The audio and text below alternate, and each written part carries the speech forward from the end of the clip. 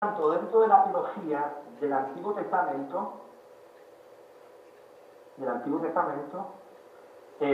Génesis 4, 5, 6 y 7 te está mostrando dos líneas. A una le llaman los hijos de Dios, que son los setitas, y otras son las hijas de los hombres, que son las cainitas. Las cainitas y los setitas. Por lo tanto, aquí estamos hablando de un pacto. El pacto de los setitas, que fue violentado al desear los setitas a las mujeres paganas, a las mujeres prohibidas para el pueblo de Dios. Déjenme leer bien el texto bíblico para que podamos notar un detalle que hay aquí.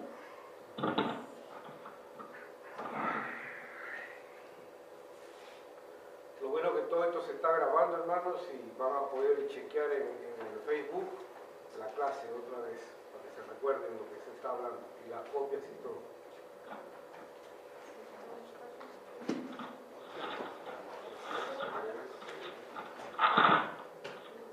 Ok, entonces estamos hablando de dos líneas. Desde Génesis 4, 5, están las genealogías. Las genealogías comienzan del 4 y 5.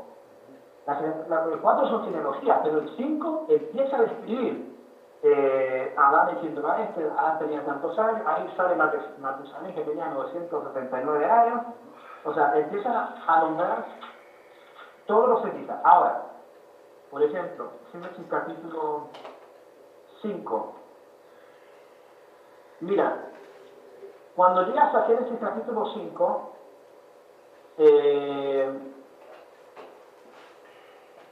vienes, por ejemplo, te das cuenta de que está el capítulo 5, verso 30, por ejemplo.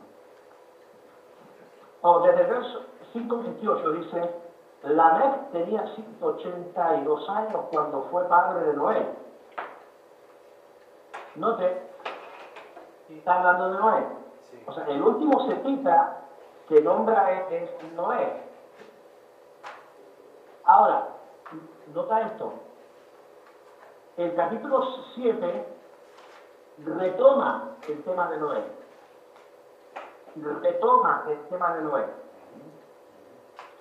¿Ok? Pero esto viene del capítulo, lo retoma en el capítulo 6, verso 9. Entre la genealogía de los setitas y la historia de Noé hay un dato, hay una narración. Queda en medio de esas dos grandes narraciones. Del capítulo 4, por ejemplo, el capítulo 4 él está describiendo Caín y Abel. Y está hablando de la situación de Caín y la historia de ellos, el asesinato de Caín, la muerte de Abel, etc. Y cuando llega al capítulo 5, en el capítulo 5 habla de la descendencia de Adán a través de los setitas. Tú lees todo el capítulo 5 y está hablando Enoc engendró y tantos años, Matusalén, por ejemplo, el verso 5:21, Enoc tenía 75 años cuando fue padre de Matusalén, 22, después de nacimiento de Matusalén, está escribiendo todos ellos. Ahora, entre esa grande narración, termina con Noé y después lo retoma en el capítulo 6, verso 9, a Noé, la historia de Noé. Pero en medio de esos dos, habla algo que sucede. Algo que sucede. Pero el sentido teológico e histórico es que tú tienes que conectar lo que sucede con los personajes que están escribiendo desde el capítulo 5, que son los setitas. Porque Noé es un setita en la cual a él le corresponde hablar del juicio que estaba sucediendo. Entonces, algo sucede. ¿Ah? Ahora, él empieza a hablar de que la tierra estaba maldita, estaba mala, estaba horrible, estaba tremenda la tierra, pero ¿por qué?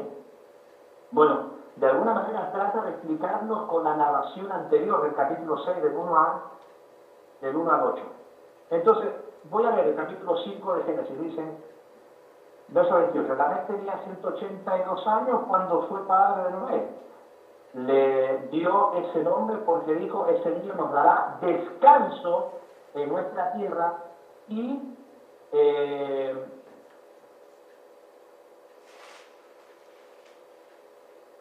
muchos trabajos en esta tierra que maldijo el Señor.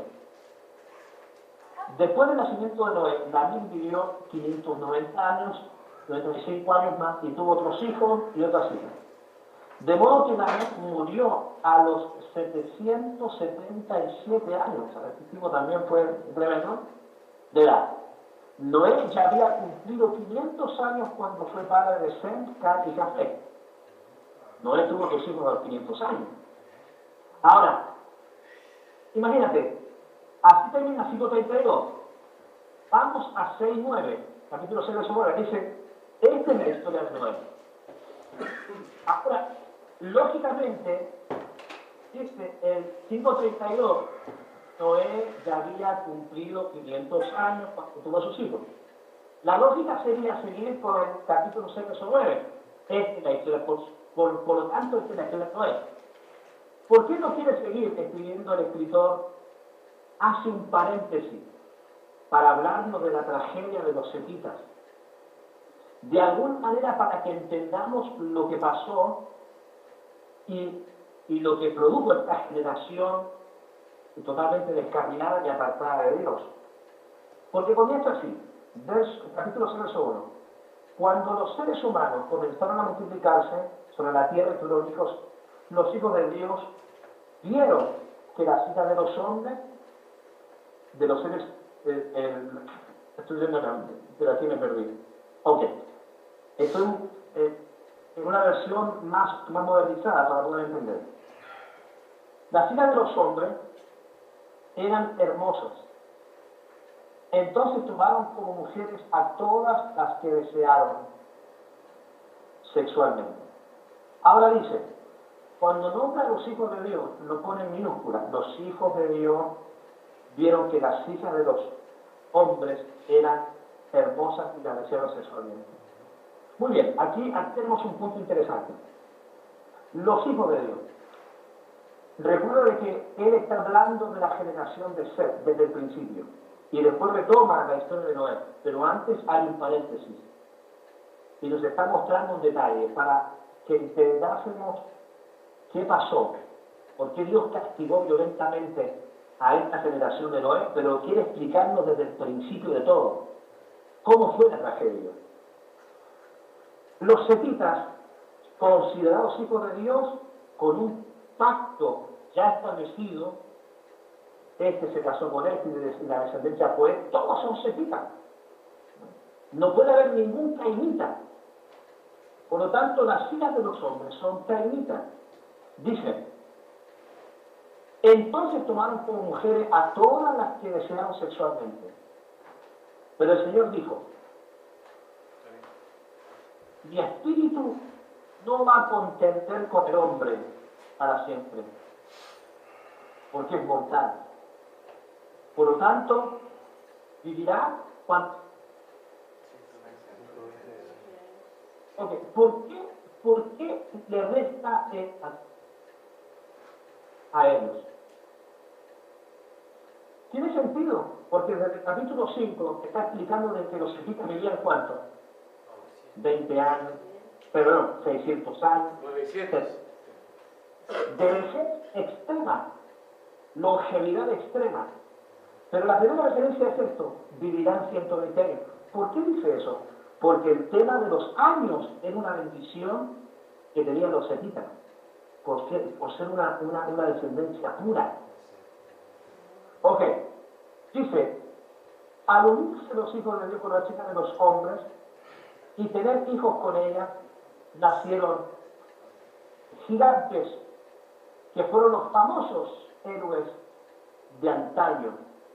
A partir de entonces hubo gigantes en la tierra. La expresión gigantes en este contexto es una palabra hebrea que puede significar gigante en el sentido, bueno, un hombre de estatura colosal, pero también puede significar una persona de gran trascendencia. Los gigantes de la fe, o los tipos, o sea, que Abraham tenía 6 metros, no. El gigante de la fe es porque es de trascendencia. Ahora, sigamos entendiendo el pasaje. Dice, al ver el Señor que la maldad de su hermano en la tierra era muy grande y que todos sus pensamientos tenían siempre hacia el mal, se arrepintió de haberlos hecho al ser humano. Dice, al ser humano. Y me dolió en el corazón. Y dice, voy a borrar de la tierra al ser humano que he creado y haré lo mismo con los animales, etc. Si hubieran sido ángeles, el pasaje diría algo sobre los ángeles. Algo sobre su aspecto eterno. Cuando Dios trae un juicio sobre ellos, el juicio es a nivel terrenal. Me arrepiento de haberlos hecho. Me arrepiento de haberlos creado. Pero Noé contaba con el favor del Señor. De todos estos setitas que actuaron, el único setita fue Noé. Él contaba con el favor de Dios. Por lo tanto, Noé conoció a estos setitas que deseaban sexualmente y practicaron abominaciones al Señor, porque nota esto, el culto cainita en los tiempos de Noé era culto donde había orgía sexual.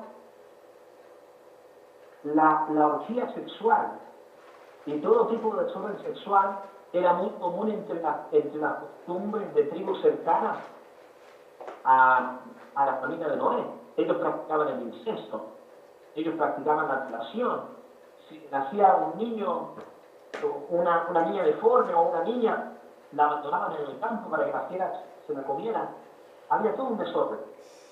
Ahora, te he dado una lógica bíblica histórica de por qué la interpretación es que son setitas los hijos de Dios.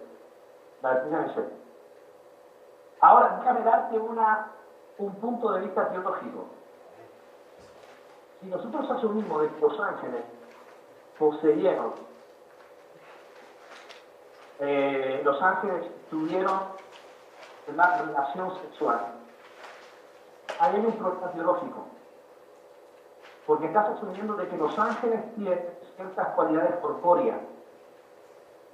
Estás asumiendo de que los ángeles tienen cualidad corpórea en la cual no hay ningún pasaje bíblico que lo afirme.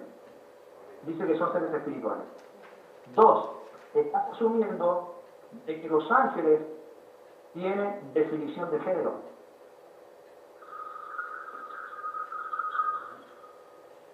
Estás asumiendo de que los ángeles tienen definición de género. Y en este caso, género masculino. En la cual no hay ningún pasaje que habla de este tipo de creación. No hay ningún pasaje que hable de eso.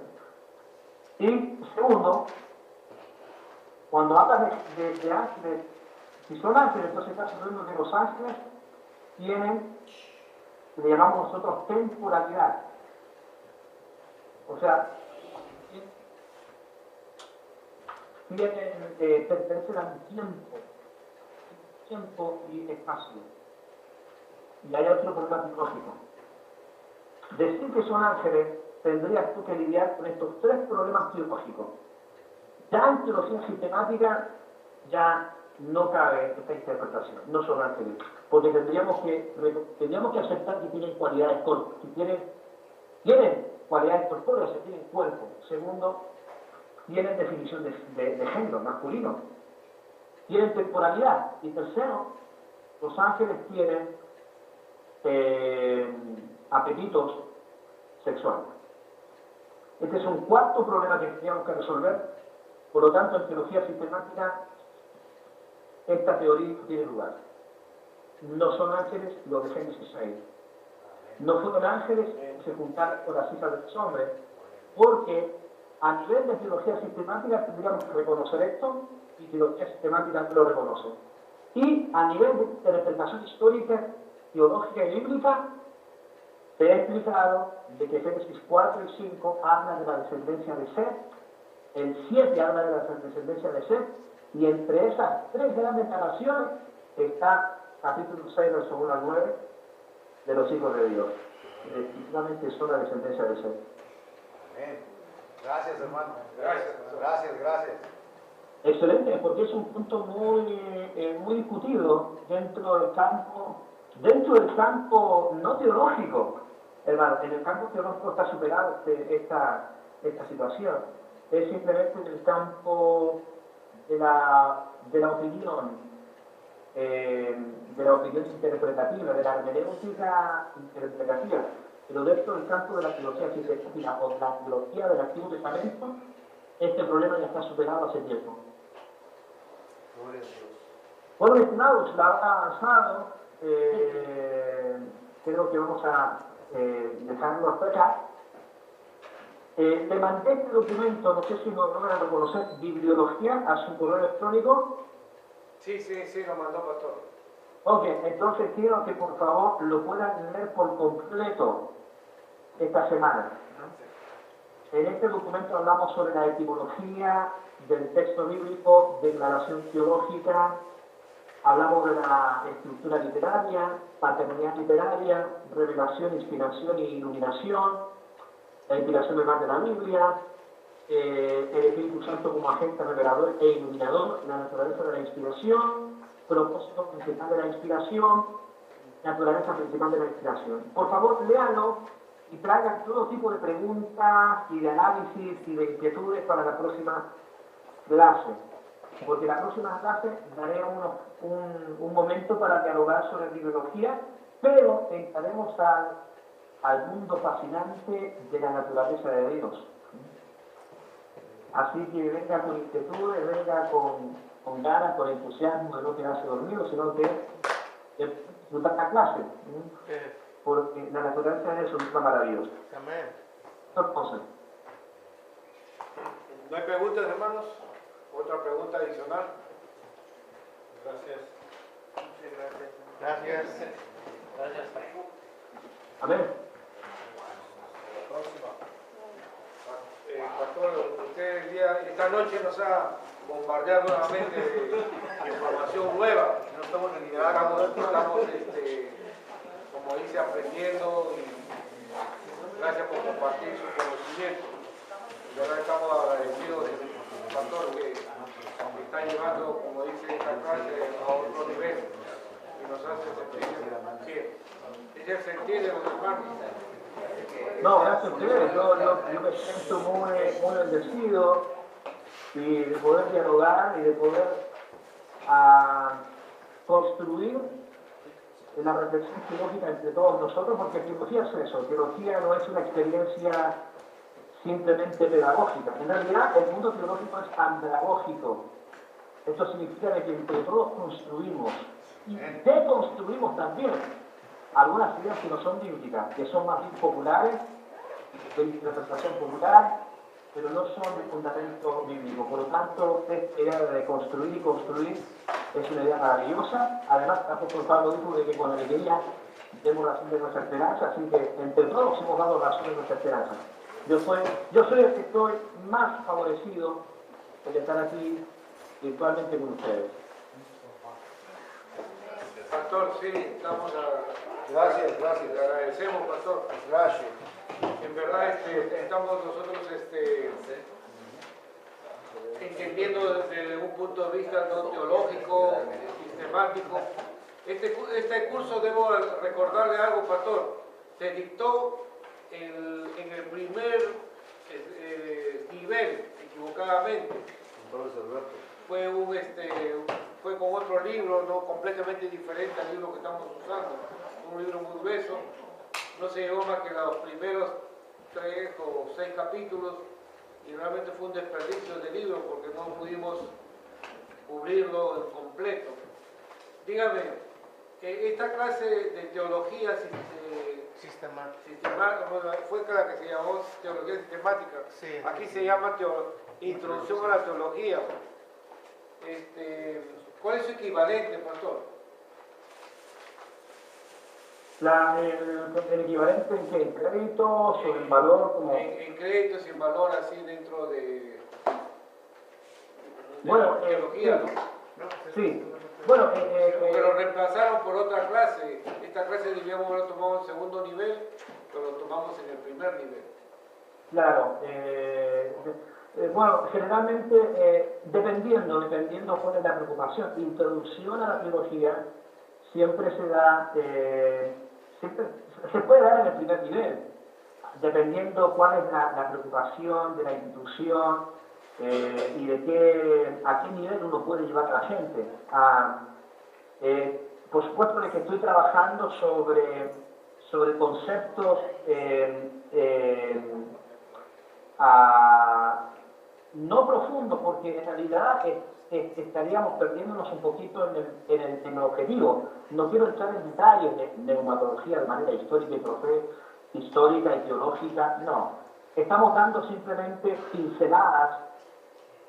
Hoy día hicimos una pincelada a bibliología, la próxima semana una pincelada a la teología de Dios. Sin embargo, también estamos profundizando especialmente en las preguntas. Este curso está bien, se puede dar en el primer año o se puede dar en el segundo año, dependiendo de la profundidad del profesor de B y la disposición de los estudiantes.